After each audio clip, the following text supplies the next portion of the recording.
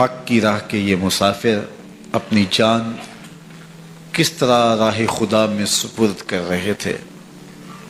اہل کوفہ سہمے ہوئے ڈرے ہوئے ابن زیاد کے دربار میں بیٹھے تھے، اور امام حسین رضی اللہ تعالی عنہ کے قتل کا، ان کی شہادت کا انہیں دکھ تو تھا، لیکن ان کے اندر ہمت، طاقت اور توانائی نہیں تھی۔ ان کی تلواریں یزید کے ساتھ رہیں اور دل امام حسین رضی اللہ تعالی عنہ کے ساتھ رکھنے کی بات کرتے تھے۔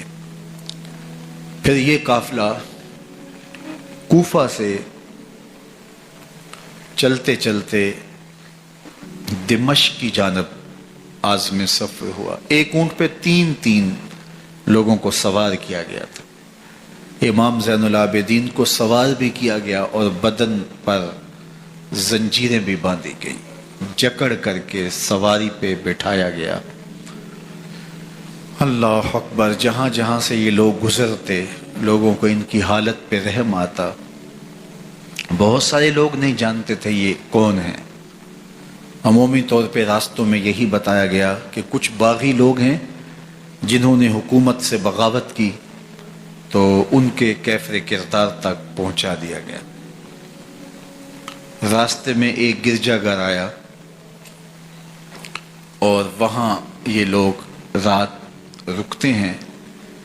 گرجا گھر کی دیوار پہ لکھا ہوا تھا: اترجو امت قتلت حسین شفاعت جدہ یوم الحساب۔ کیا وہ امت جنہوں نے حسین ابن علی کو شہید کیا، قیامت کے دن انہی کے نانے سے شفاعت مانگیں گے؟ کس منہ سے شفاعت طلب کریں گے؟ اسی حسین ابن علی کے نانا سے، جن کے بیٹے کو، جن کے شہزادے کو، نواسے کو ان لوگوں نے شہید کیا۔ جب یہ تقدس مآب قافلہ دمشق پہنچا تو راستے میں ایک شخص قرآن مجید کی تلاوت کر رہا تھا، اپنے مکان کی چھت پہ بیٹھ کے تلاوت کر رہا تھا، اور یہ قافلہ اس طرح سے گزر رہا تھا کہ شہیدوں کے کٹے ہوئے سر نیزوں کی نوک پہ تھے، اور عصمت شیار خواتین اور امام زین العابدین اونٹوں پہ بندھے ہوئے تھے۔ تو پڑھنے والا تلاوت کر رہا تھا کہ کہف اور رقیم یہ ہماری نشانیوں میں سے بڑی عجیب نشانیاں ہیں۔ تو جب وہ پڑھ رہا تھا تو سر حسین سے آواز آئی: یا تالی القرآن، اے قرآن پڑھنے والا، اصحاب کہف سے زیادہ عجیب قتلی و حملی، میرا قتل کرنا اور نیزے کی نوک پہ چڑھایا جانا ہے۔ یہ قافلہ یزید کے دربار میں پہنچتا ہے۔ یزید بہت خوش ہوا اور اس نے حضرت امام زین العابدین رضی اللہ تعالیٰ عنہ سے کہا کہ تمہارے باپ نے میری حکومت کے خلاف بغاوت کی اور وہ اپنے انجام کو پہنچے۔ تو آپ نے جواب میں قرآن مجید کی آیات کی تلاوت کی اور اہل بیت کے مناقب اور فضائل بیان کیے۔ سیدہ زینب سلام اللہ علیہ کا ایک خطبہ اہل بیت کی عظمت، مناقب اور فضائل میں یزید کے دربار میں اپنی انوکھی اور البیلی شان رکھتا ہے۔ یزید پہلے تو خوش ہوا، لیکن جب اس نے لوگوں کے چہرے دیکھے تو وہ پریشان ہو گیا۔ حتیٰ کہ یزید کے دربار میں ایک عیسائی سفیر آیا ہوا تھا، تو اس نے جب کٹے ہوئے سر دیکھے اور خستہ حال سادات کی شہزادیوں کو دیکھا تو اس نے کہا یہ کون لوگ ہیں؟ تو اسے بتایا گیا، تو اس نے بڑے تاسف کا اظہار کیا، کہا کتنے بد نصیب لوگ ہو، ہمارے پاس حضرت عیسیٰ علیہ السلام کے گدھے کا کھر موجود ہے اور ہم اسے بھی عزت کی جگہ پہ رکھے ہوئے ہیں، اور تم کتنے بدبخت ہو، اپنے رسول کے نواسے کو شہید کر دیا۔ بے مروت بے وفا تیرا بھی کیا افسانہ ہے، جس نے اپنی ہی شمع کو گل کیا تو وہ پروانہ ہے۔ تو یزید نے جب لوگوں کے تیور دیکھے اور بدلتے ہوئے حالات دیکھے تو اس نے تاسف کا اظہار کیا اور کہا اللہ برا کرے ابن زیاد کا، وہ امام حسین کو میرے تک پہنچنے دیتا تو میں ان سے اچھا معاملہ کر لیتا۔ کچھ لوگ اس سے یزید کو بری ذمہ قرار دینے کی کوشش کرتے ہیں، لیکن یزید کے اپنے حکم سے سب کچھ ہوا۔ ابن اسیر نے لکھا ہے کہ جب یزید مرا تو ابن زیاد دمشق آ رہا تھا، اس کے ساتھ مسافر بن شریح بھی تھا، تو اچانک وہ کچھ سوچنے لگا۔ تو مسافر بن شریح نے کہا کہ ابن زیاد میں تمہیں بتاؤں تم کیا سوچ رہے ہو؟ کہا بتاؤ۔ کہا تم یہ سوچ رہے ہو کہ میں نے نواسہ رسول کو شہید کیوں کیا؟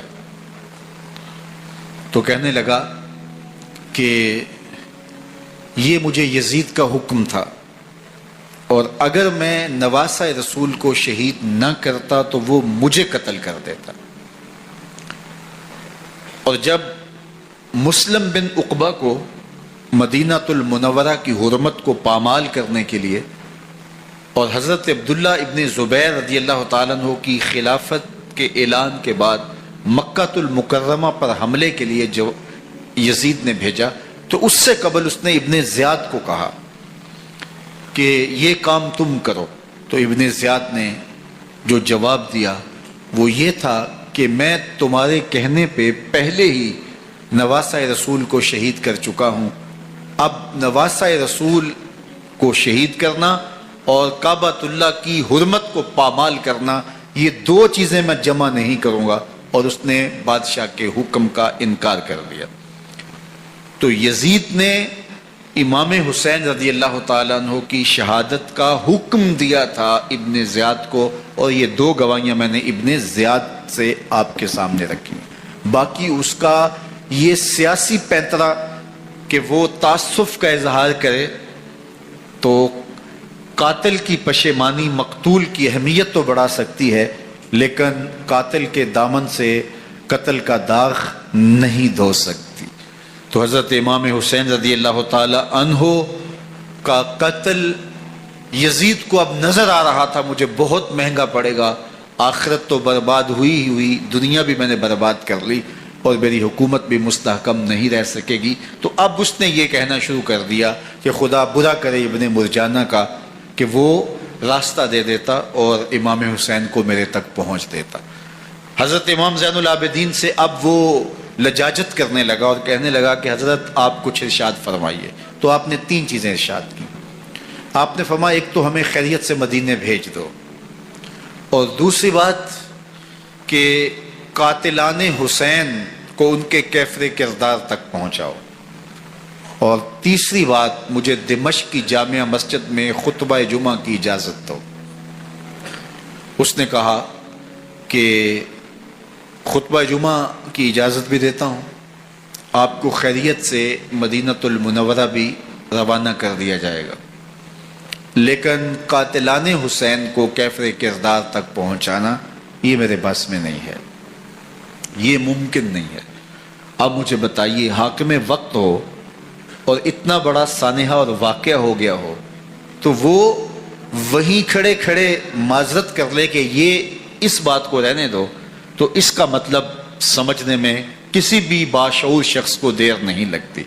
اسے چاہیے تھا کہ وہ کہتا کہ میں اس کی تحقیق کروا کے جو بھی مجرم ہے وہ کیفر کردار تک پہنچے گا، اور آپ نہ بھی کہتے تو یہ میں کرتا چونکہ میں حاکم وقت ہوں۔ لیکن اس نے فوراً کہا کہ یہ ممکن نہیں ہے، تو اس کا مطلب کیا کہ مجرم میں خود ہوں، تو میں اس سے جو ہے وہ بچنا چاہتا ہوں۔ تو اس نے حضرت امام زین العابدین کو کہا دو شرطیں تو قبول ہیں، لیکن یہ تیسری شرط قبول نہیں ہے اور یہ ممکن نہیں ہے۔ تو یہ واضح اس بات کا اشارہ ہے کہ یزید کے حکم سے، اس کی منشا سے اور اس کے کہنے سے حضرت امام کو شہید کیا گیا، اور اس نے حضرت امام حسین رضی اللہ تعالی عنہ کے مبارک لبوں پر چھڑیاں بھی ماری اور آپ کے دانتوں پر ضربے لگائیں چھڑیوں کی۔ وہ تو ایک صحابی وہاں موجود تھے جو کھڑے ہو گئے، انہوں نے کہا ارفع ھذا الکدیب عن ھاتین الشفتین، ان ہونٹوں سے چھڑی ہٹا لے، میں نے ان آنکھوں سے رسول اللہ کو یہ ہونٹ چومتے ہوئے دیکھا ہے۔ جس طرح ابن زیاد کے دربار میں ہوا تو یہاں بھی ہوا۔ اللہ اکبر۔ تو یزید اپنے تئیں خوش تھا، لیکن لوگوں کے احتجاج کی سکت نہیں لا سکتا تھا کہ نواسہ رسول کو شہید کر دیا گیا، تو وہ یوں اپنی بات کو چھپانا چاہتا تھا اور بات ابن مرجانہ ابن زیاد پہ ڈالنا چاہتا۔ لیکن ابن زیاد کہتا ہے کہ اگر یزید کے کہنے پہ میں امام حسین کو قتل نہ کرتا تو میں قتل کر دیا جاتا، اور میں غزوہ کعبہ اور قتل امام حسین دونوں کو جمع نہیں کر سکتا، لہٰذا اب میں یزید کا یہ حکم نہیں مانوں گا، اس نے پہلے مجھ سے بہت بڑی زیادتی کروائی ہے۔ یہ تاریخ کی معتبر کتابوں کے اندر موجود ہے۔ اب یزید نے کہا دو باتیں مان لیتا ہوں، آپ کو مدینہ المنورہ بھی رخصت کر دیتے ہیں، اور دوسرا آپ کو مسجد دمشق میں خطبہ کی اجازت بھی دیتے ہیں۔ اللہ اکبر۔ یہ وقتی تصرف تھا اس کا، ورنہ یہ کون ہے اجازت دینے والا؟ ممبر تو حسین ابن علی کے نانے کا ہے۔ خیر مسجد دمشق میں گئے، لوگوں کا ہجوم تھا، حضرت امام زین العابدین ممبر پہ جلوہ فراز ہوئے۔ خطابت تو ان کے گھر کی لونڈی ہے، تو جب آپ نے کھڑے ہو کر کے خطبہ دیا اور فضائل و مناقب اہل بیت بیان کیے، لوگوں کے سینوں کے اندر آتش محبت اہل بیت کی جوش مارنے لگی۔ یزید ڈر گیا کہ اگر کچھ دیر خطبہ جاری رہا تو کہیں ایسا نہ ہو کہ لوگ میرے خلاف اٹھ کھڑے ہوں، تو اس نے مؤذن کو اشارہ کیا اور وہ اذان دینے لگا۔ تو اس نے کہا اللہ اکبر اللہ اکبر، تو حضرت امام زین العابدین نے کہا اس میں کوئی شک نہیں کہ اللہ سب سے بڑا ہے۔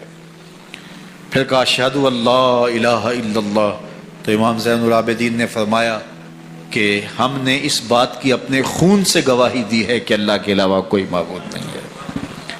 پھر اس نے کہا اشہد ان محمد رسول اللہ، تو حضرت امام زین العابدین نے یزید کی آنکھوں میں آنکھیں ڈال کے کہا یزید دیکھ، اذان میں تیرے نانے کا نام ہے یا میرے نانے کا نام ہے؟